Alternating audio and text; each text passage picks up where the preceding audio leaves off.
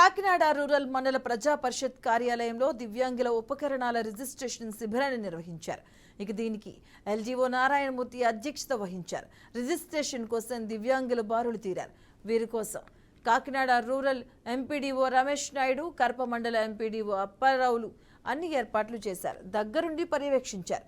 ఆల్మికో సంస్థ, కేంద్ర ప్రభుత్వం సంయుక్తంగా కావాల్సిన ఉపకరణాలను అందించేందుకు శిబిరాన్ని ఏర్పాటు చేసినట్లు ఎంపీడీఓ రమేష్ నాయుడు తెలిపారు. జిల్లా కలెక్టర్ ఆదేశాలతో రూరల్ శాసనసభ్యుల ఆధ్వర్యంలో రిజిస్ట్రేషన్ శిబిరాన్ని నిర్వహిస్తున్నామని చెప్పారు. దివ్యాంగులకు కావాల్సిన ఉపకరణాలు రిజిస్ట్రేషన్ కార్యక్రమాన్ని సజావుగా సాగుతుందని వెల్లడించారు. ఈ రిజిస్ట్రేషన్ ప్రక్రియకి సుమారు 600 నుంచి 700 వరకు దివ్యాంగులు వచ్చే అవకాశం ఉన్నట్లు తెలిపారు.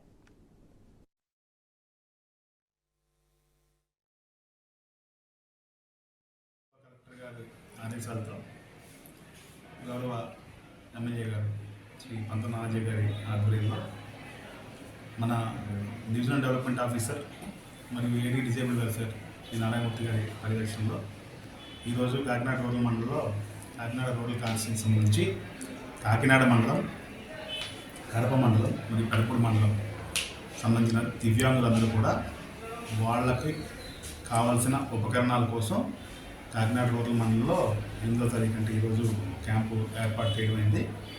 దీనికోసం గత వారం రోజులుగా ప్రతి గ్రామంలోని ప్రతి సచివాలయంలో కూడా మనం ప్రచారం చేయడమైంది. దీనికి ముఖ్యంగా ఎవరైతే దివ్యాంగులు ఉంటారో వాళ్ళు 4 రకాల జిరాక్స్లు తెచ్చుకోవడానికి చెప్పడం జరిగింది. Aadhaar card, southern card, ration card మరియు యూడిఐడి. ఈ యూడిఐడి అనేది ప్రత్యేకంగా వికలాంగులకి